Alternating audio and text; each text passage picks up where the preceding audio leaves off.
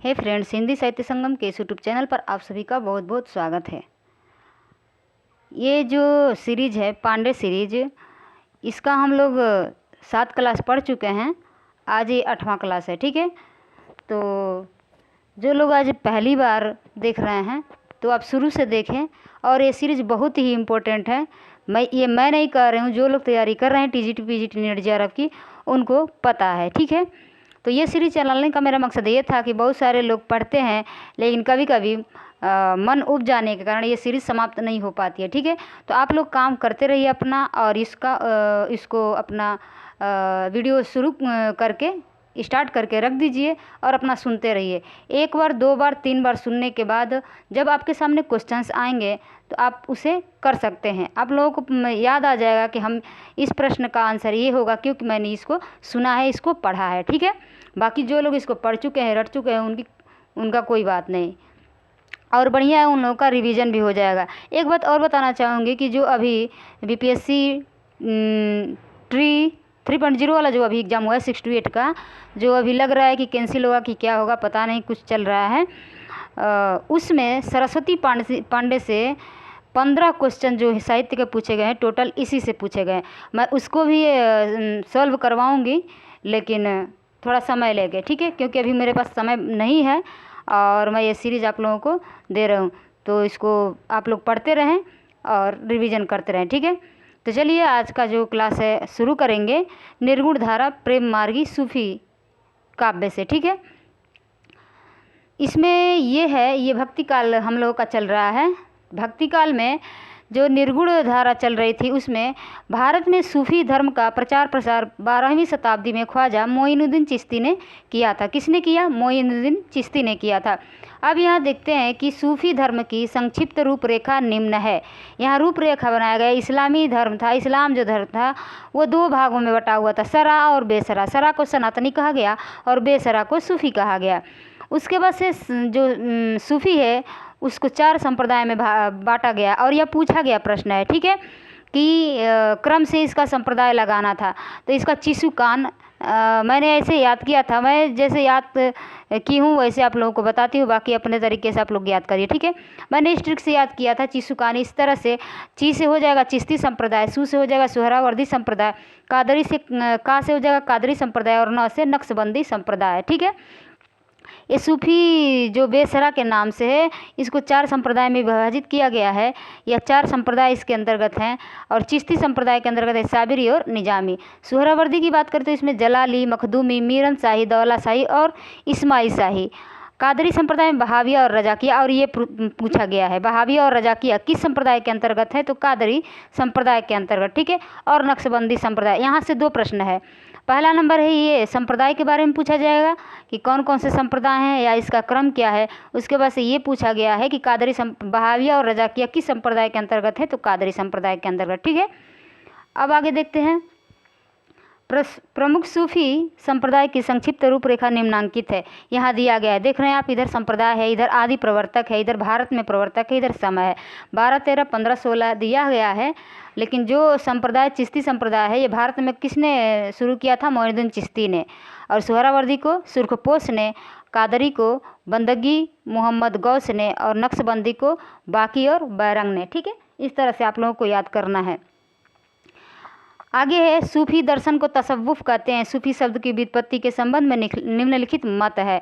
अब ये भी पूछा जाता है कि ये सूफ से क्या अर्थ निकाले हैं और सबसे क्या निकाले हैं। ऐसे ये 5 यहाँ पर मत दिए गए हैं कि सूफ जो मूल शब्द है उसका अर्थ होता है ऊन, तो सूफ से बना है सूफी। कोई कहता है सफ से, सब का अर्थ होता है पंक्ति, सूफा का अर्थ होता है चबूतरा, सूफिया यानी विद्या, सफा यानी पवित्र और निर्मल। यहाँ है कि सूफिया प्रेम मार्ग शाखा के प्रथम कवि और प्रस्तुता निम्न है, और ये भी कई बार पूछा गया है। ठीक है, इसको देखते हैं। यहाँ गणपति चंद्रगुप्त हैं। गणपति चंद्रगुप्त ने हंसावली को माना है, जो 1370 की रचना है और असाहित्य द्वारा लिखा गया है। रामकुमार वर्मा ने चंदायन को माना है, जो मुल्ला दाऊद की रचना है 1379 की। हजारी प्रसाद द्विवेदी ने सत्यवती कथा को माना है, जो ईश्वर दास की रचना है 1501 की रचना है। रामचंद्र शुक्ल ने मृगावती को माना है, जो कुतुबुन की रचना है, और यहाँ 1501 भी दिया है, और कहीं कहीं हम देखते हैं 1503। तो आप लोग इसको देख लीजिएगा, ऑप्शन के हिसाब से करिएगा। ठीक है, इसलिए मैं यहाँ पर लिख दी हूँ। लेकिन सत्यवती कथा तो 1501 है। अब इसका क्रम लगाने के लिए आता है तो हंसा चंदा सत्यमृग ऐसे करके आप लोग याद रख सकते हैं, क्योंकि यही इसको क्रम लगाने के लिए आता है कि ये रचना है, क्रम से लगाइए। ठीक है, तो इसको आप लोग याद रखिएगा। एक और प्रश्न यहाँ से बनता है कि किसने प्रथम कवि माना है या प्रथम रचना माना है। मान लीजिए पूछ देगा कि राम कुमार वर्मा ने प्रथम रचना कौन माना है, सूफी काव्य का प्रथम रचना कौन माना है या प्रथम कवि कौन है, तो मुल्ला दाऊद के चंदायन को मानते हैं। ठीक है, ऐसे यहाँ प्रश्न पूछा जाता है। अब आगे चलते हैं। असाहित्यकृत हंसावली की रचना स्रोत विक्रम बैताल की कथा है। इसमें पाटड़ की राजकुमारी हंसावली की कहानी है। राम कुमार वर्मा ने मुल्ला दाऊद को अपने इतिहास ग्रंथ में संधिकाल के अंतर्गत रखा है। संधिकाल एवं चरणकाल किसने नाम दिया है? राम कुमार वर्मा ने। ठीक है, आदिकाल का नामकरण किसने किया है? संधिकाल एवं चरणकाल राम कुमार वर्मा ने। आगे है डॉक्टर माता प्रसाद गुप्त ने चंदायन को लोर कहा या लोर कथा नाम से अभिहित किया। और चंदायन किसकी कृति है? चंदायन किसकी रचना है? मुल्ला दाऊद की। यहाँ दिया गया हिंदी के प्रमुख सूफी कवि और काव्य निम्नलिखित हैं। हंसावली है 1370 की रचना, असाइद की है। चंदायन है 1379 की, मुल्ला दाऊद की है। लखन सेन पद्मावती कथा है दामोदर कवि की 1459। सत्यवती कथा है ईश्वरदास की 1501 और मृगावती कुतुबन की है 1501 में। माधवलाल कामकंदला है गणपति की 1527। और ये चीज़ याद रखिएगा कि माधवानल कामकंदला 3 लोगों का लिखा हुआ है। एक गणपति की है, एक कुशल लाभ की है और एक आलम की है। आप देख सकते हैं सामने है आपके। एक यहाँ है माधवानल कामकंदला जो कि गणपति की है, माधवानल कामकंदला कुशल लाभ की और माधवानल कामकंदला आलम की।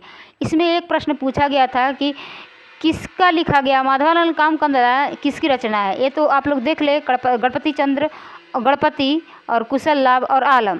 इसमें पूछा जाता है कि अवधि में लिखित किसकी रचना है?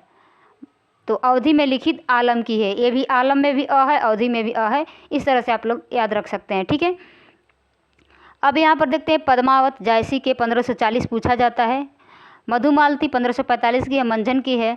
फिर यहाँ प्रेम विलास प्रेमलता की कथा है जटमल की। और गोरा बादल जटमलकृत गोरा बादल ये भी रचना है जटमल की। ठीक है, उसके बाद से रूपमंजरी नंदास की है, इम्पोर्टेंट है रूपमंजरी नंदास की। अब आगे है छिताई वार्ता। छिताई वार्ता है नारायण दास की। चित्रावली है उस्मान की। रस रतन है पुहकर की। ज्ञानदीप है शेख नबी की। नल दमयंती है नरपति व्यास की। हंस जवाहिर है कासिम शाह की। नल चरित्र है मुकुंद सिंह की। इंद्रावती है नूर मोहम्मद की। अनुराग बांसुरी नूर मोहम्मद की। ठीक है, यहाँ एक चीज़ याद रखिएगा, ये जो अनुराग बांसुरी है ये बरवे और चौपाई में है। यहाँ पर हम अंडरलाइन किए हैं, बरवे और चौपाई में है अनुराग बांसुरी। बाकी सब आप देख सकते हैं दोहा चौपाई में है। ठीक है, बरवे नहीं आया है। सिर्फ दोहा में माधवानल कामकंदला है जो कि गणपति द्वारा लिखा गया है। लेकिन इसको याद रखिएगा बरवे और चौपाई में है अनुराग बांसुरी का, और ये पूछा जाता है। अब आगे चलते हैं। 17वीं सदी के मध्य संख्या की दृष्टि से सर्वाधिक प्रेमाखानों की रचना जॉन कवि ने की है, जिनका रचना काल है 1612 से 1664 ईस्वी माना जाता है। जॉन कवि ने सबसे ज़्यादा प्रेमाखाने रचना की है। ठीक है, जॉन कवि ने 78 ग्रंथों की रचना की थी, जिसमें 29 प्रेमाखानक हैं। इनमें से प्रमुख हैं कथा रत्नावली, कथा कनकावती, कथा मोहिनी, कथा कमलावती, कथा नल दमयंती, कथा कलावंती, कथा रूपमंजरी, कथा पिजरसा साहिजा दैवा देवलदे, कथा कलंदर, ग्रंथ लैले मजनू। और ये जो लास्ट वाला है ग्रंथ लैले मजनू, इसको याद रखिएगा, ये पूछा जाता है। ठीक है, जॉन कवि प्रथम हिंदी कवि हैं जिन्होंने फारसी के लैला मजनू, ये फारसी में रचना रची गई थी, तो उसी लैला मजनू के आख्यान को लेकर लैले मजनू काव्य की रचना की है। जॉन कवि की भाषा राजस्थानी प्रभावित ब्रज भाषा है। दामोदर कवि ने अपनी रचना लखन सेन पद्मावती कथा को वीर कथा कहा है। आचार्य रामचंद्र शुक्ल ने ईश्वरदास कृत सत्यवती कथा को भक्ति काल के किसी धारा में स्थान नहीं दिया। और यह प्रश्न पूछा गया है कि सत्यवती कथा को या ईश्वरदास की कृत सत्यवती कथा को आचार्य रामचंद्र शुक्ल ने किस काल के अंतर्गत रखा है? तो इन्होंने भक्ति काल के किसी भी धारा के अंतर्गत नहीं रखा है, लेकिन यह प्रश्न पूछा गया और आयोग इसका उत्तर माना है भक्ति काल के अंतर्गत। ठीक है, भक्ति काल के अंतर्गत, लेकिन शुक्ल का नाम वहाँ नहीं था। बस ऐसे प्रश्न आया था कि सत्यवती कथा यानी ईश्वरदास किस काल के कवि हैं? तो भक्ति काल के कवि हैं, लेकिन आचार्य शुक्ल भक्ति काल में नहीं इनको रखते हैं, ये याद रखिएगा। ठीक है, आगे है, मृगावती के रचयिता कुतुबन चिश्ती वंश के शेख बुरहान के शिष्य थे और जौनपुर के बादशाह हुसैन शाह के आश्रित थे। यहाँ पर ध्यान रखिए, मृगावती के रचयिता कुतुबन चिश्ती वंश के शेख बुरहान के शिष्य थे। अब यहाँ पर बात करते हैं शिष्य की।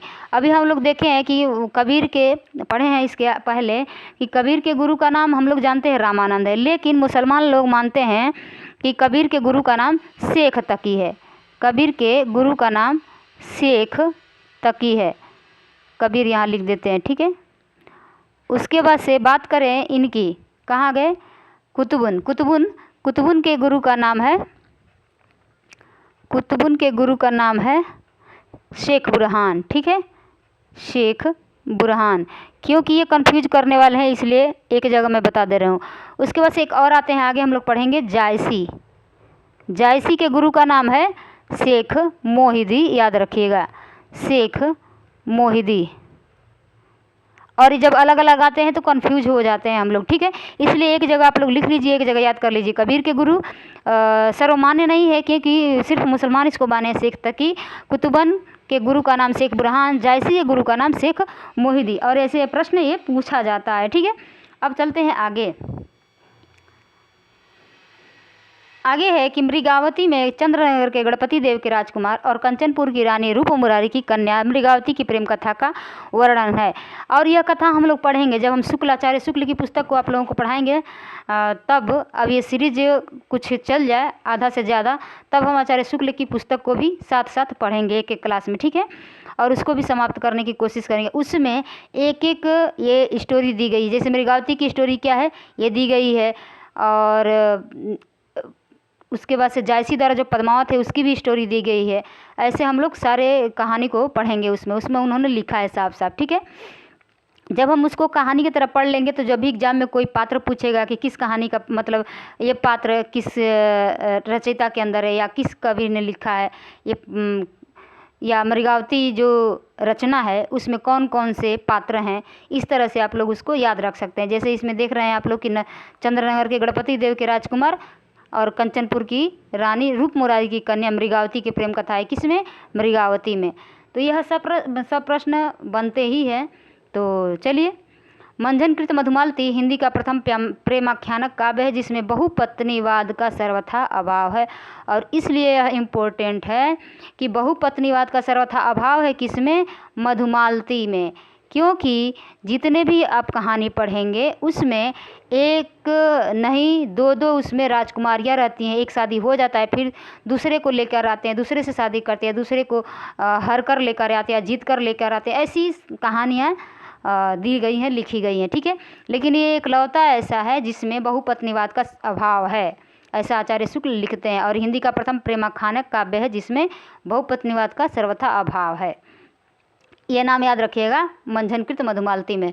मधुमालती में नायक मनोहर और महारस नगर की राजकुमारी मधुमालती की प्रेम कथा के अनंतर प्रेमा और ताराचंद की भी प्रेम कथा समानांतर रूप से चलती है। दो लोग हैं, यानी दो राजकुमारी भी है, दो राजकुमार भी है, लेकिन अलग अलग हैं। प्रेमा और तारा का अलग कथा है, और इधर जो राजकुमार हैं गणपति देव के राजकुमार जो हैं और ये रानी मृगावती है, इनकी कथा अलग चलती है, ठीक है। बनारसी दास ने अपनी आत्मकथा अर्धकथानक में दो प्रेमाख्यानक मृगावती और मधुमालती का उल्लेख किया है जो निम्नांकित है। सबसे पहला आत्मकथा बनारसी दास कृत अर्धकथानक, ठीक है। अर्धकथानक का नाम इसलिए रखा गया है, आगे इसमें लिखा भी होगा लेकिन मैं बता देती हूँ, क्योंकि इनकी जब उम्र आधा हुई थी, अब ये मान लिए थे कि मेरी उम्र अब आधा हो गई है, इसलिए इसका नाम अर्धकथानक नाम से लिखा है। और इसका सन क्या है बहुत इंपॉर्टेंट है, आप लोग ये करिएगा, कमेंट करके ज़रूर बताइएगा, ठीक है। अब यहाँ उसमें लिखा गया है कि तब घर में बैठे रहें नाहिन हाट बाजार, मधुमालती मृगावती पोथी देव दोय उचार। उसमें इन्होंने लिखा है, किसमें, आत्मकथा जो इनकी है अर्धकथानक, उसमें इन्होंने लिखा है और मधुमालती और मृगावती का उल्लेख किया है, ठीक है। अब चलते हैं अगले लाइन पर। लिखा है कि सन 1643, जिसको संवत में लिखेंगे तो 1700 हो जाएगा, उसमें दक्षिण के शायर नसरती ने मधुमालती के आधार पर दक्षिणी उर्दू में गुलशन इश्क के नाम से एक प्रेम कथा लिखी। जायसी कृत पद्मावत में कुल 57 खंड है और इनका प्रिय अलंकार उत्प्रेक्षा है। मलिक मोहम्मद जायसी ने अपने पूर्व लिखे गए 4 प्रेमाख्यानों का उल्लेख किया है। वो कौन कौन है? मधुमालती, मृगावती, मुग्धावती और प्रेमावती। इन चारों का उल्लेख किया है जायसी ने। जायसी प्रसिद्ध सूफी फकीर शेख मोहिउद्दीन के शिष्य थे और शेर शाह के समकालीन कवि थे। यह भी पूछा जाता है कि जायसी किसके समकालीन थे, किस राजा के समकालीन थे? तो शेर शाह के समकालीन कवि थे तथा अमेठी के निकट जायस में रहते थे। जायसी द्वारा रचित महत्वपूर्ण ग्रंथ और उनके विषय में निम्न है। उनकी रचना दी गई है पद्मावत। पद्मावत में कौन कौन है? नागमती, पद्मावती और रत्नसेन की प्रेम कहानी है। अखरावट में वर्णमाला के एक एक अक्षर को लेकर सिद्धांत संबंधी तत्वों से भी भरी चौपाई है। और आखिरी कलाम में कयामत का वर्णन तथा मुगल बादशाह बाबर की प्रशंसा है। और यह पूछा गया था कि आखिरी कलाम किस रचना में, नहीं, प्रश्न ऐसे पूछा गया था कि आखिरी कलाम में किस राजा की या किस बादशाह की प्रशंसा की गई है? तो ध्यान रखिएगा बाबर की, लेकिन शेर शाह के वो समकालीन थे। ठीक है। चित्ररेखा लघु प्रेमाख्यानक है। कहरानामा आध्यात्मिक विवाह का वर्णन है। यह कहरवा शैली में लिखी है। मसलानामा ईश्वर भक्ति के प्रति प्रेम निवेदन है और कन्हावत है। ठीक है। ऐसे इनकी ये रचनाएं हैं और उसमें जो वर्णित है वो इधर दिया गया है। आचार्य रामचंद्र शुक्ल ने जायसी के द्वारा रचित 3 ग्रंथों पद्मावत, अखरावट और आखिरी कलाम का ही उल्लेख किया है। आचार्य शुक्ल के अनुसार पद्मावत की कथा का पूर्वार्ध कल्पित और उत्तरार्ध ऐतिहासिक है। यह ध्यान रखिएगा, इसको ये भी पूछा जाता है। पूर्वार्ध कल्पित है और उत्तरार्ध ऐतिहासिक है। अगर आप भूल जाए तो उत्तरार्ध में ऊ है यानी स्वर है और ऐतिहासिक में भी स्वर है। ठीक है, स्टार्ट स्वर से हुआ है। तो ऐसे आप लोग ट्रिक के माध्यम से याद कर सकते हैं। और पूर्वार्ध में यहाँ व्यंजन है और कल्पित में भी क व्यंजन है। ठीक है, क्योंकि ये पूछा जाता है और कन्फ्यूज हो जाते हैं हम लोग। पूर्वार्ध क्या है? कल्पित है और उत्तरार्ध इनका ऐतिहासिक है। आचार्य रामचंद्र शुक्ल ने लिखा है कि कबीर ने केवल भिन्न प्रतीति होती हुई परोक्ष सत्ता की एकता का आभास दिया था। प्रत्यक्ष जीवन की एकता का दृश्य सामने रखने की आवश्यकता बनी थी, वह जायसी द्वारा पूरी हुई। ऐसा कौन लिखते हैं? आचार्य शुक्ल लिखते हैं। ठीक है। जायसी के बारे में एक और बात याद आ रही है, जब हम शुक्ल पढ़ेंगे उसमें लिखा है कि जायसी थोड़ा काने थे और कुरूप थे। ठीक है, कुरूप थे। तो एक बार जब वो राजा के यहाँ हम लोग पढ़े हैं कि बादशाह शेर शाह के कौन थे इधर? शेर शाह के दरबार में जब गए तो उन्होंने इनको देखकर हंस दिया। ठीक है, ये हंस दिया कि कैसा काना है ये और कुरूप है। तो वह क्या कहते हैं कि मोहिका हंसेसी को हर रहे हैं, यानी कि आप हे राजा, आप मुझे देखकर हंस रहे हैं या मुझे बनाने वाले उस कुम्हार यानी भगवान के ऊपर हंस रहे हैं। ठीक है, तो ऐसा ही इन्होंने अपने शब्दों के माध्यम से बहुत ही अच्छे चीज़ लिखे हैं, भले ही वो देखने में कुरूप थे। ठीक है। पद्मावत में प्रयुक्त प्रतीकार्थ निम्न है। पद्मावत है और इधर प्रतीकार्थ यानी किसका प्रतीक कौन है? रत्नसेन किसका प्रतीक है? मन, आत्मा का प्रतीक है। इसमें से भी 100% प्रश्न पूछा ही जाता है। सिंघल हृदय का प्रतीक है। पद्मावती श्रद्धा या सात्विक बुद्धि परमात्मा का प्रतीक है। सुआ या हीरामन तोता गुरु का प्रतीक है, जो कि पद्मावती के सामने जा कर के कहता है, उनकी प्रशंसा करता है, नागमती के सामने। ठीक है, आगे है नागमती दुनिया धंधा या सांसारिक बुद्धि। राघव चेतन है शैतान का प्रतीक। अलाउद्दीन है माया का प्रतीक। ठीक है, तो इसको आप लोग रटिएगा, बिना रटे ये याद होने वाला नहीं है। ठीक है, आगे लिखा है कि विजय देव नारायण शाही ने पद्मावत को हिंदी में अपने ढंग की अकेली ट्रेजिक कृति कहा है। पद्मावत का नागमती वियोग खंड हिंदी साहित्य की अनुपम निधि है। प्रेमाख्यान काव्यों में 5 चौपाई के बाद एक दोहा देने की परंपरा निम्नांकित कृतियों में पाई जाती है। 5 चौपाई के बाद एक दोहा, और इसको आप लोग ध्यान रखिएगा। किसमें है? मृगावती में, मधुमालती में, इंद्रावती में, सत्यवती कथा में, चंदायन में और आलमकृत माधवानल कामकंदला में 5 चौपाई के बाद एक दोहा रखा जाता है। और 7 चौपाई के बाद एक दोहा सिर्फ 2 रचनाओं में है और यह मोस्ट इम्पोर्टेंट है। आगे यहाँ दिया गया है कि प्रेमाखानक काव्यों में 7 चौपाई के बाद एक दोहा देने की परंपरा निम्नांकित कृतियों में पाई जाती है और वह है जायसी की पद्मावत और उस्मान की चित्रावली। ठीक है, ये याद रखिएगा, ये दोनों में 7 चौपाई के बाद एक दोहा दिया गया और यह प्रश्न बनता है। सूफी कवि उस्मान चिश्ती वंश परंपरा में हाजी बाबा के शिष्य थे और बादशाह जहांगीर के समकालीन थे। अब यहाँ देखिए, उस्मान किसके समकालीन थे? जहांगीर के समकालीन थे। जायसी किसके समकालीन थे? शेरशाह के समकालीन थे। उस्मान कृत चित्रावली में नेपाल के राजकुमार सुजान और रूपनगर की राजकुमारी चित्रावली की प्रेम कथा का वर्णन है। ठीक है, चित्रावली में अंग्रेजों के द्वीप का भी वर्णन किया गया है। नूर मोहम्मद दिल्ली के बादशाह मोहम्मद शाह के समकालीन है। अब देखिए यहाँ पर नूर मोहम्मद शाह के समकालीन। अभी हम इधर देखे हैं कि उस्मान जो है जहांगीर के समकालीन और जायसी शेरशाह के समकालीन। ये तीनों याद रखिएगा। ठीक है, अब आगे देखते हैं। नूर मोहम्मद ने फारसी भाषा में रौजतुल हकायक नामक ग्रंथ की रचना की है। नूर मोहम्मद कृत इंद्रावती में कालिंजर में राजकुंवर और आगमपुर की राजकुमारी इंद्रावती की प्रेम कहानी है। आचार्य शुक्ल ने नूर मोहम्मद कृत अनुराग बांसुरी की निम्न विशेषताओं का उल्लेख किया है और यहाँ से भी प्रश्न बनता है। इसकी भाषा सूफी रचनाओं से बहुत अधिक संस्कृत गर्भित है। बनता नहीं, ये आ चुका है नेट के एग्जाम में। ठीक है, हिंदी भाषा के प्रति मुसलमानों का अभाव। शरीर, जीवात्मा और मनोवृत्तियों को लेकर पूरा अध्यवसित रूपक एलेगरी खड़ा करके कहानी बांधी है। चौपाइयों के बीच बीच में इन्होंने दोहे न लिखकर बरवे रखे हैं। किसमें? अनुराग बांसुरी की बात हो रही है यहाँ पर। इसकी विशेषता है चारों। आचार्य शुक्ल ने नूर मोहम्मद कृत इंद्रावती को सूफी आख्यान काव्यों की अखंडित परंपरा की समाप्ति माना है और यह भी पूछा गया है।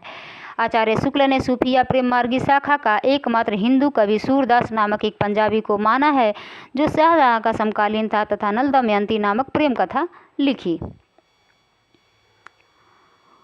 महत्वपूर्ण प्रेमाखानक काव्य और उसके नायक नायिका निम्न है। यहाँ देखते हैं कि जो इधर दिया गया है रचना और किस रचना में नायक नायिका का नाम क्या है। चंदायन में है लोरिक या चंदा, लोर और चंदा की कथा है। सत्यवती कथा में राजकुमारी सत्यवती और राजकुमार ऋतुपर्ण की कथा है जिसमें सत्यवती को उसके पिता श्राप दे देते हैं और राजकुमार को जो ऋतुपर्ण है उसको श्राप दे देते हैं और सत्यवती उसकी सेवा करने लगती है और उसी गुस्से से वो उसको निकाल देते हैं, उसी के साथ शादी कर देते हैं। बाद में वो दोनों सही हो जाते हैं। ऐसे कुछ कहानी इसमें लिखी गई है। ठीक है, मृगावती की कहानी, मृगावती में है राजकुमार मृगावती और पद्मावत में रत्नसेन पद्मावती और पत्नी नागमती। पहले नागमती से रत्नसेन की शादी होती, फिर बाद में पद्मावती आती है। मधुमालती मनोहर प्रेमा ताराचंद। ये मधुमालती और मनोहर की कथा एक ओर चलती है और प्रेमा और ताराचंद की कथा एक ओर चलती है। माधवानल कामकंदला माधव, रूपमंजरी में विवाहित रूपमंजरी और कृष्ण, रतन सेन में रंभा और सोमा। जब आप कहानी पढ़ लेंगे एक बार चाहे सुन लेंगे तो आप लोगों को याद हो जाएगा। ठीक है, अब देखते हैं प्रमुख पंक्तियाँ, किनकी पंक्तियाँ हैं। सूफी कवियों की महत्वपूर्ण पंक्तियाँ यहाँ दी गई है।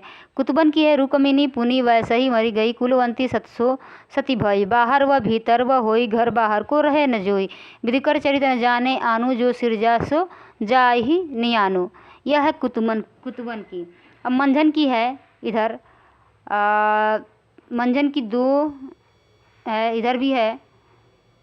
ठीक है, इसको आप लोग पढ़ लीजिएगा। ठीक है, अब देखते हैं मलिक मोहम्मद जायसी की है ये सब पंक्तियाँ।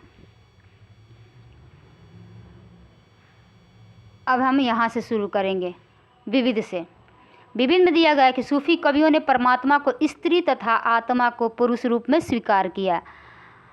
यह पूछा जाता है कि सूफी कवि परमात्मा को किस रूप में स्वीकार किया है, तो स्त्री के रूप में स्वीकार किया है, जबकि संत कवियों ने इसके विपरीत साधना की। सूफियों के ठीक विपरीत संतों ने साधना की है। सूफी कवियों की प्रेम पद्धति में इश्क मजाजी से लेकर इश्क हकीकी तक की बात की गई है और यह इश्क मजाजी को लौकिक प्रेम तथा इश्क हकीकी को अलौकिक प्रेम की संज्ञा दी है इन्होंने। ठीक है, अब यहाँ जो सूफी में परमात्मा को स्त्री मानकर ये लोग पूजा करते थे, वहीं संतों ने परमात्मा को पुरुष माना है और अपने आप को स्त्री मानकर उनका गुणगान किया है। ठीक है, अब आगे देखते हैं, सूफी सिद्धांत में इश्क हकीकी तक पहुंचने के लिए साधक को निम्न लिखित चरण एवं अवस्थाओं से गुजरना पड़ता है, वो कौन कौन है। और यहाँ से प्रश्न पूछा गया प्रश्न है, ठीक है, कि साधक की जो 4 अवस्थाएं हैं उनमें कौन नहीं आता है, तो याद रखिएगा सतमाह होता है, ठीक है। ये आगे पीछे हो गया, यहाँ सतमाह होगा, ठीक है।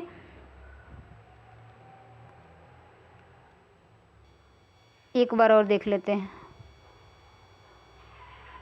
पहले आता है शरीयत, धर्म ग्रंथों का विधि निषेध, उसके बाद तरीकत, हृदय की शुद्धता, उसके बाद है हकीकत, भक्ति उपासना से सत्यबोध, उसके बाद से मार्फत दिया सिद्धावस्था या आत्मा परमात्मा मिलन। लेकिन मैंने एक ये तो गाइड है, मैंने एक बुक में देखा है, उसमें लिखा है कि पहले शरीयत, तब तरीकत, तब मारिफत, तब हकीकत, ठीक है। और यह प्रश्न पूछा भी गया तो आप लोग इसको सही कर लीजिए।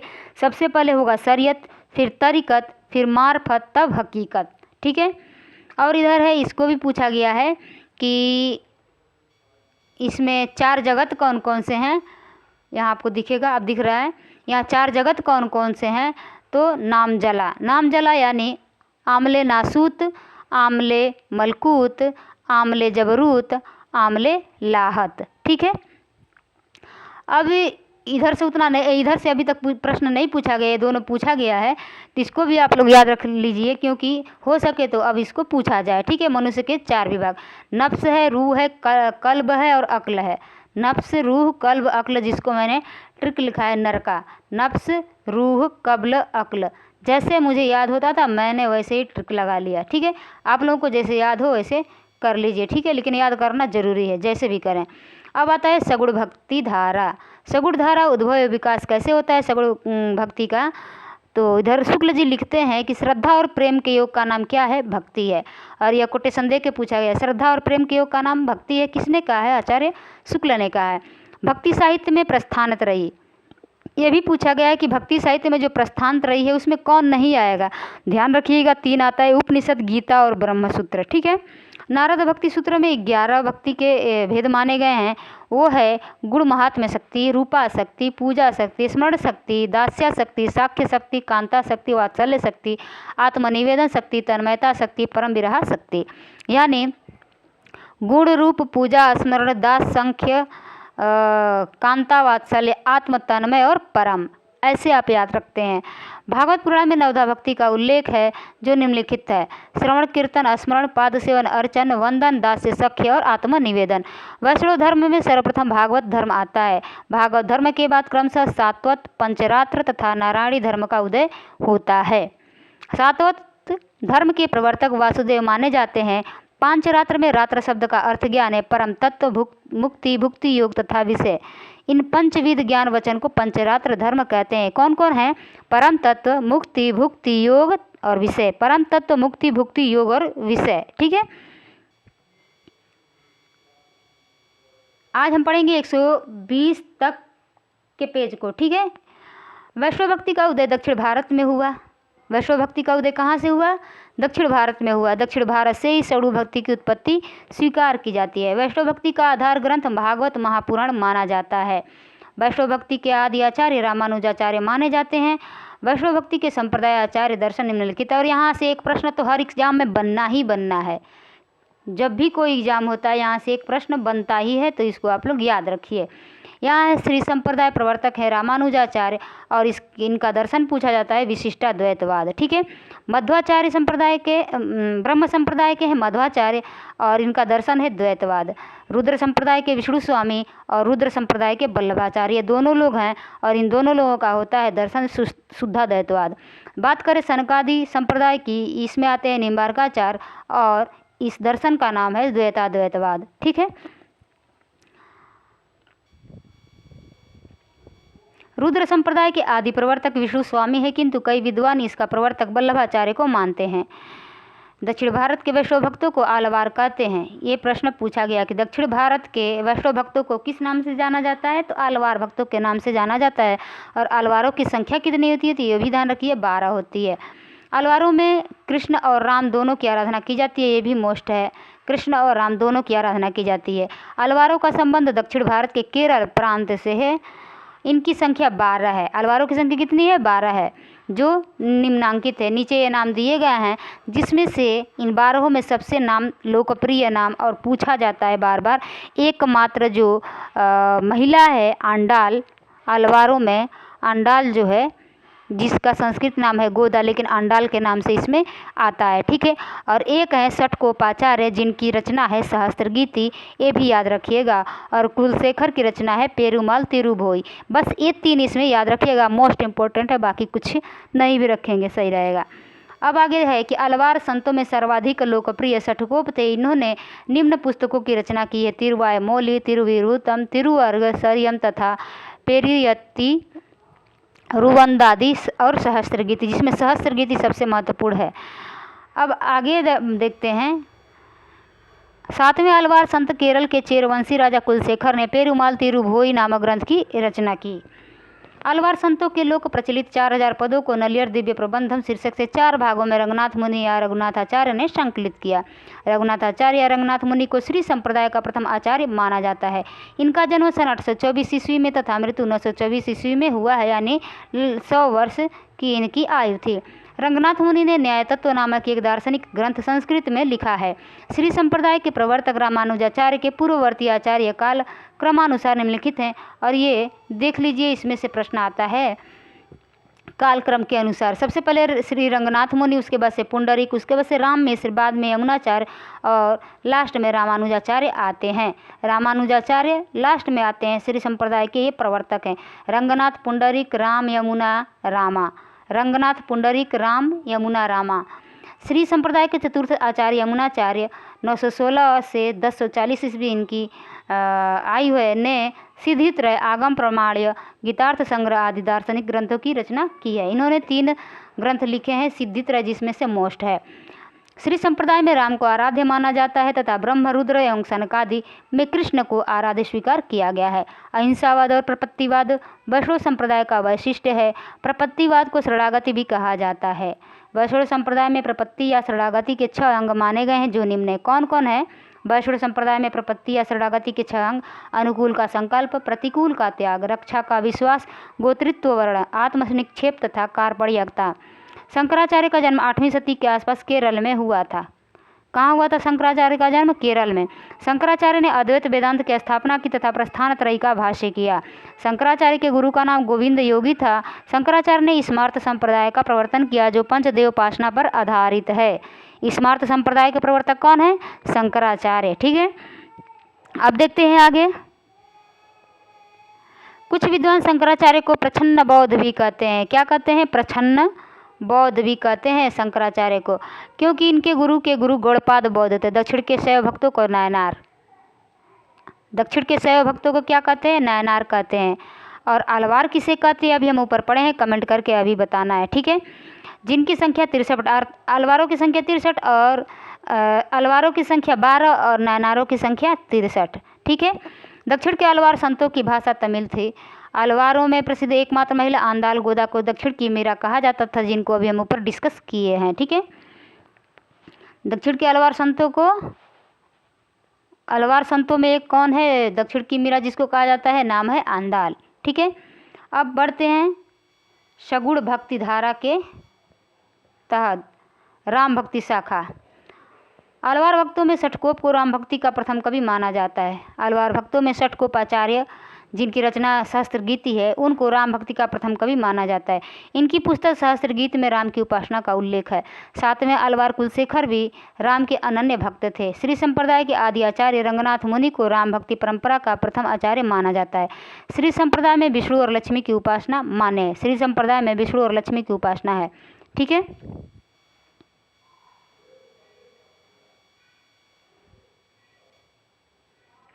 रामानुजाचार्य ने अद्वैत वेदांत का खंडन कर विशिष्टाद्वैतवाद की स्थापना की, जिसके अनुसार ब्रह्म के ही अंश जगत के सारे प्राणी हैं। और ये पूछा जाता है कि विशिष्टाद्वैतवाद में क्या है, क्यों विशिष्टाद्वैतवाद में क्या कहा गया है? तो विशिष्टाद्वैतवाद में कहा गया है कि ब्रह्म के ही अंश जगत के सारे प्राणी हैं। ब्रह्म के ही सारे प्राणी जो हैं अंश हैं। आलवार षटकोप के 5 पीढ़ी के पीछे रामानुजाचार्य, जो अभी हम लोग ऊपर पढ़े हैं, रामानुजाचार्य को शेष या लक्ष्मण का अवतार माना जाता है, पूछा गया है। श्री संप्रदाय की प्रधान गद्दी तोतादरी में स्थापित है। रामानुजाचार्य की 14वीं या 15वीं शिष्य परंपरा में सुप्रसिद्ध स्वामी रामानंद हुए। हिंदी में राम काव्य के पुरस्कर्ता रामानंद माने जाते हैं। हजारी प्रसाद द्विवेदी ने लिखा है, मध्य युग की समग्र स्वाधीन चिंता के गुरु रामानंद ही थे। और यह भी पूछा गया है कि मध्य युग की समग्र स्वाधीन चिंता के गुरु रामानंद ही थे। यह कोटेशन किनका है? तो शुक्ल का नहीं बल्कि हजारी प्रसाद द्विवेदी जी का है। रामानंद के गुरु का नाम राघवानंद।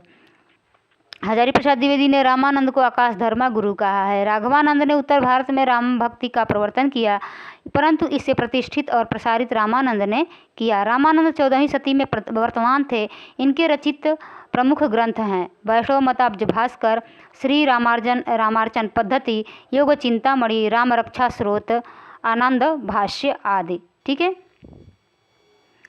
अब आगे है रामानंद रचित प्रमुख काव्य पंक्ति निम्नांकित हैं जो आप लोग पढ़ते हैं। हनुमान जी की आरती कीजिए हनुमान लला की, दुष्ट दलन रघुनाथ कला की, जाके बल से गिरिवर कांपे रोग, जाके बल भरते मही कांपे रोग शोक जाकी सीमा न चापे। इसमें थोड़ा अलग है। और यह आरती लिखा किसने है? रामानंद जी द्वारा रचित है। ठीक है, और यहाँ पर ओम जय जगदीश हरे जो जगदीश जी की आरती है, ओम जय जगदीश हरे, ये किनके द्वारा लिखा गया है? कमेंट करके ज़रूर बताइएगा। ये भी सरस्वती पांडे में ही दिया गया है। ठीक है, तो कमेंट करके बताइएगा ओम जय जगदीश हरे किनके द्वारा लिखा गया है। दूसरा है कहाँ जाइए हो धरी लागो रंग मेरो चंचल मन भयो अपंग। रामानंद ने रामावत संप्रदाय की स्थापना की। इस संप्रदाय के लोग वैरागी नाम से प्रसिद्ध हुए। रामानंद कृत वैष्णव मताब्ज भास्कर में उनके शिष्य सुरसुरानंद ने 9 प्रश्न किए हैं, जिनके उत्तर में राम तारक मंत्र की विस्तृत व्याख्या, अहिंसा का महत्व इत्यादि विषय है। और यह पूछा गया कि जो रामानंद के शिष्य थे सुरसुरानंद, 9 प्रश्न किए हैं, वो किस रचना में वर्णित है? तो वैष्णव मताब्ज भास्कर, एक ही ये नाम आता है, इसको याद रखिएगा, वैष्णव मताब्ज भास्कर। ठीक है, वैष्णव मताब्ज भास्कर। रामानंद के 12 शिष्य थे। आचार्य शुक्ल, हजारी प्रसाद द्विवेदी एवं राम कुमार वर्मा के अनुसार ये निम्नलिखित हैं। ये अलग अलग माने हैं। ठीक है, लेकिन कबीर तीनों में है, ये याद रखिएगा। ठीक है, कबीर तीनों में है। आगे है अनंतानंद के शिष्य कृष्णदास पयहारी। सर्वप्रथम गलता अजमेर राज्य में रामानंद संप्रदाय की गद्दी स्थापित की। किसने? कृष्णदास पयहारी ने। रामानंदी संप्रदाय में गलता को उत्तर भारत का उत्तरोत्तरादि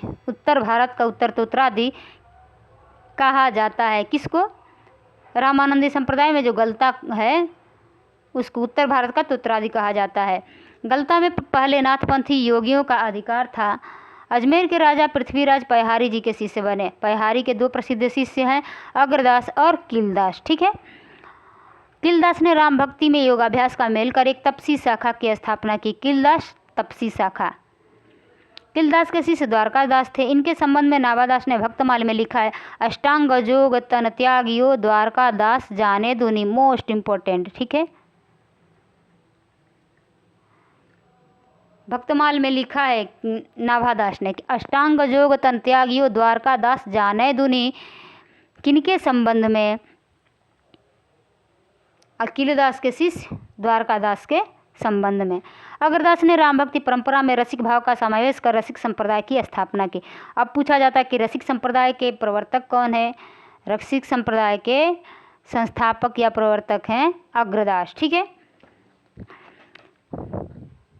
रसिक संप्रदाय के प्रमुख कवि निम्न हैं: बालकृष्ण बाल अली, रसमाला, रामशरण प्रेमकली, प्रयागदास, राम गुलाम द्विवेदी, रीवा नरेश महाराज, रघुराज सिंह। अग्रदास ने अपनी गद्दी जयपुर के पास रहवास में स्थापित किया। रसिक संप्रदाय में इन्हें अग्र अली भी कहा जाता है। किनको? अग्रदास को। अग्रदास द्वारा रचित प्रमुख ग्रंथ निम्नलिखित हैं। ये भी मोस्ट है, ये इनकी जो रचना है पूछी गई रचना है। ठीक है, हितोपदेश उखाड़ा बावनी, ध्यान मंजरी रसिक उपासना का सिद्धांत ग्रंथ है। राम ध्यान मंजरी, कुंडलियाँ, अष्टयाम, रामाष्टयाम। याद रखिए, ध्यान मंजरी, राम ध्यान मंजरी और कुंडलियाँ अग्रदास की रचना है। हितोपदेश उखाड़ा बावनी और अष्टयाम, ये उखाड़ा बावनी नहीं, लेकिन राम ध्यान मंजरी, ध्यान मंजरी, कुंडलियाँ, अष्टयाम ध्यान मंजरी, राम ध्यान मंजरी, कुंडलियाँ और अष्टयाम बार बार पूछा गया है अग्रदास की रचना। अग्रदास के शिष्य नाभादास जी माने जाते हैं। विष्णुदास ग्वालियर नरेश डूंगरेंद्र के राजकवि थे। इनके द्वारा लिखे ग्रंथ निम्नांकित हैं: महाभारत कथा, रुक्मिणी मंत्र, स्वर्गारोहण, रामायण कथा।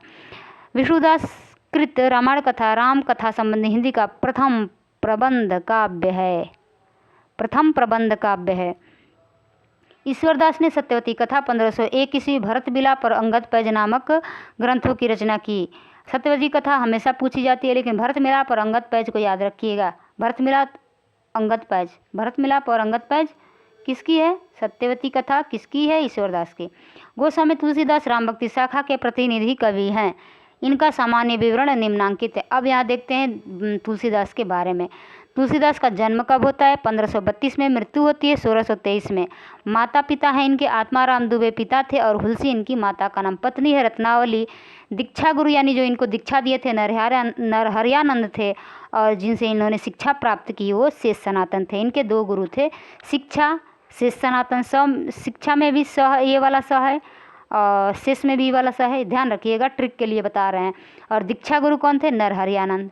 तुलसीदास के जन्म स्थान के विषय में मतभेद है जो निम्न है। अक्सर पूछा जाता है कि तुलसीदास का जन्म एटा, जिला एटा यानी सुकरखेत किसने माना है? हजारी प्रसाद द्विवेदी ने। और शुक्ल जी द्वारा कहाँ माना गया है? तो राजापुर, जिला बांदा में है।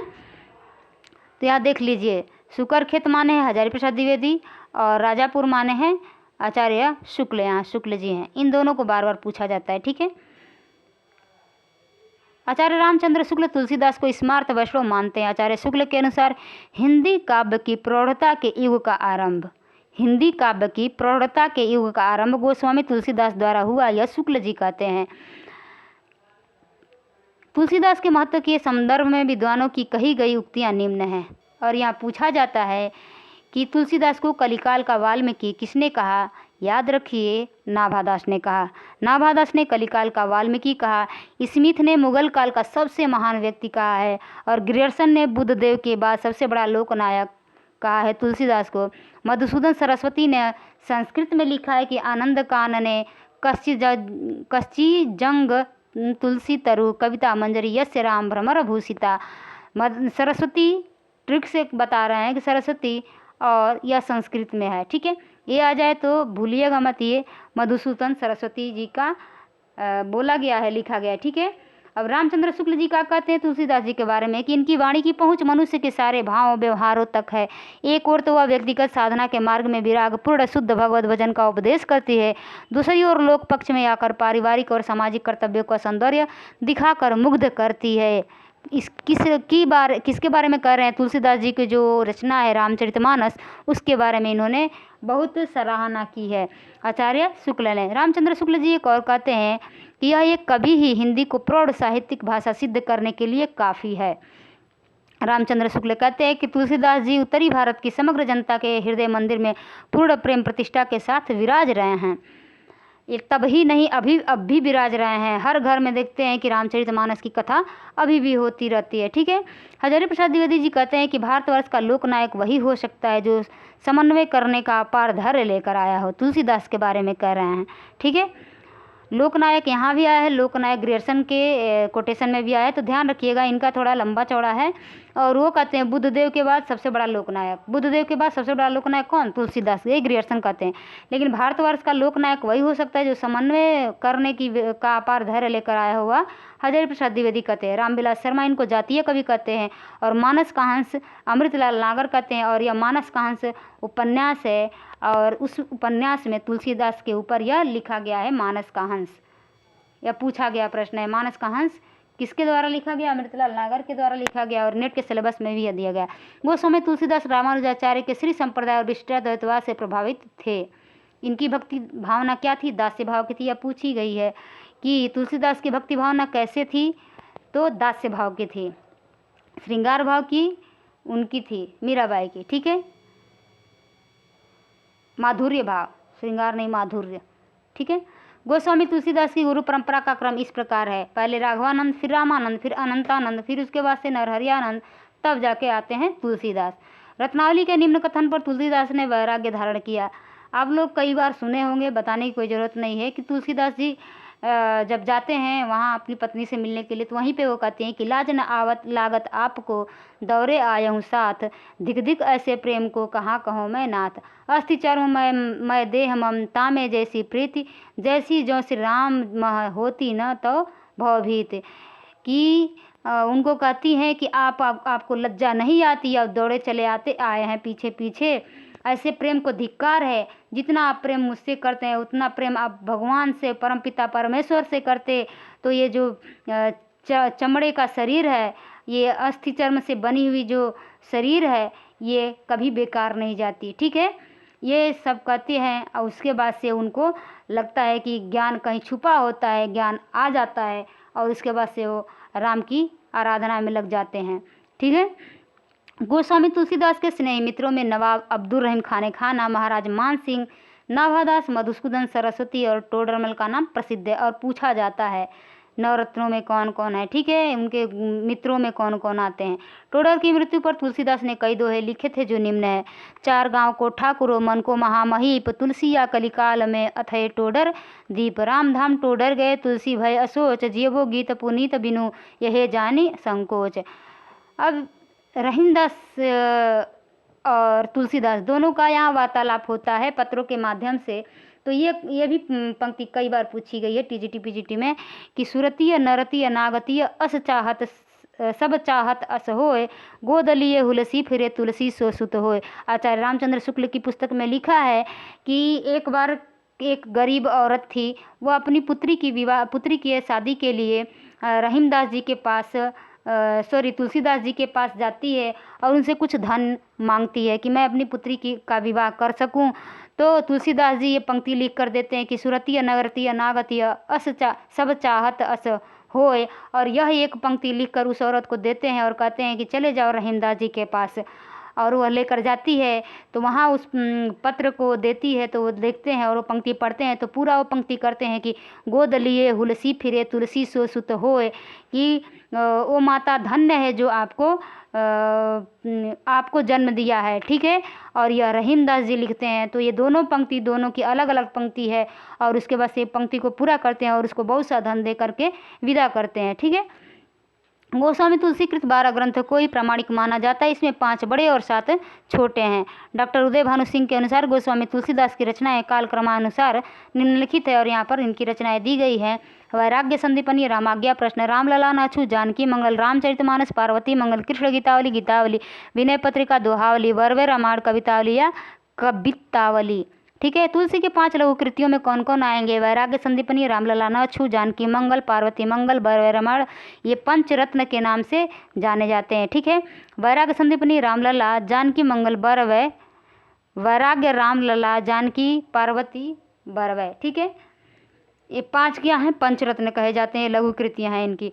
कृष्णदत्त मिश्र ने अपनी पुस्तक गौतम चंद्रिका में तुलसीदास की रचनाओं के अष्टांग योग का उल्लेख किया है। 8 अंग निम्न है। अब देखिए यहाँ पर कृष्णदत्त मिश्र की जो पुस्तक है, थोड़ा ऊपर कर लेते हैं। कृष्णदत्त मिश्र की जो पुस्तक है ये है गौतम चंद्रिका। अभी हम आगे पढ़ेंगे, लेकिन बता दे रहे हैं यहाँ पर आगे नाम गौतम चंद्रिका इससे रिलेटेड है कि आप लोग सुने होंगे कि स्वामी तुलसीदास जो रामचरितमानस लिखे हैं और उसकी बहुत ही प्रशंसा हो रही थी, उसके प्रति शोध में कहले या यही सब लिखा हुआ है उसमें कि केशवदास ने रामचंद्रिका लिखे। केशवदास जी ने प्रतिस्पर्धा में कौन सा लिखे हैं? केशवदास जी ने रामचंद्रिका लिखी। रामचंद्रिका लिखी। कहा जाता है कि एक ही रात में इन्होंने लिखा है। और रामचंद्रिका की प्रतिस्पर्धा में गुमान कवि ने कृष्ण चंद्रिका लिखी। ठीक, कृष्ण चंद्रिका। अब यहाँ एक और रचना मिल रहा है आपको, गौतम चंद्रिका। गौतम चंद्रिका, और यह कृष्णदत्त मिश्र की है। कृष्णदत्त मिश्र की है। ठीक है, तो सब एकदम एक ही से रिलेटेड है, तो इसको याद रखिएगा, इधर उधर ना हो।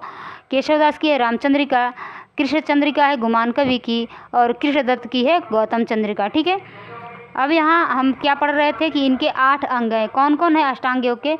राम गीतावली, पदावली, कृष्ण गीतावली, बरवै, दोहावली, सुगुण माला, कवितावली और सोहिलो मंगल। तुलसीदास की प्रथम रचना वैराग्य संदीपनी तथा अंतिम रचना कवितावली को माना जाता है। प्रथम रचना कौन है? वैराग्य संदीपनी और अंतिम रचना कवितावली। कवितावली के परिशिष्ट में हनुमान बाहुक भी संलग्न है, किंतु अधिकांश विद्वान रामलला नाछू को प्रथम कृति मानते हैं। गोस्वामी तुलसीदास की रचनाओं का संक्षिप्त परिचय निम्न। यहाँ पर रचनाएं इनकी दी गई हैं, आइए देखते हैं इनकी रचनाओं को। इधर रचनाएं दी गई हैं, इधर रचनाएं दी गई हैं, ठीक है। वैराग्य संदीपनी, रामाज्ञा प्रश्न, रामलला नाछू, जानकी मंगल, रामचरितमानस, पार्वती मंगल, कृष्ण गीतावली, गीतावली, विनय पत्रिका, दोहावली, बरवे रामायण, कवितावली, ठीक है। एक और प्रश्न आप पूछता है कि इसमें से कौन प्रबंध काव्य है? तो याद रखिए प्रबंध काव्य में ये 4 आते हैं, रामलला नाछू, जानकी मंगल, रामचरितमानस, पार्वती मंगल, ठीक है। राम लला नाछू, इसमें भी राम आ रहा है, रामलला नाछू, रामचरितमानस, जानकी मंगल, पार्वती मंगल, ये 4 जो हैं प्रबंध काव्य हैं, ठीक है। ये 4 क्या हैं? प्रबंध काव्य हैं। बाकी जो 5 है वो मुक्तक काव्य हैं। वो मुक्तक काव्य कौन कौन से हैं? वैराग्य संदीपनी, रामाज्ञा प्रश्न, दोहावली, बरवे रामायण और कवितावली, ये मुक्तक हैं। गीत काव्य 3 है, कृष्ण गीतावली, गीतावली और विनय पत्रिका। कृष्ण गीतावली, गीतावली और विनय पत्रिका गीति काव्य है। फिर इसकी भाषा भी पूछी जाती है, इससे कितने प्रश्न, 50 प्रश्न यहाँ से बन सकते हैं। इसकी भाषा भी पूछी जाती है।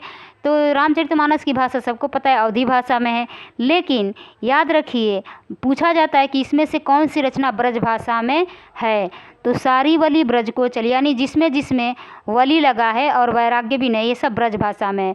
4 वली वैराग्य विनय, यहाँ ट्रिक लिख लीजिए, 4 वली वैराग्य विनय, 4 वली, 4 वली वैराग्य विनय, 4 वली वैराग्य विनय, ये क्या है? वैराग्य विनय ये सब क्या है? 6 ब्रज भाषा में, ब्रज भाषा में, बाकी अवधी भाषा में।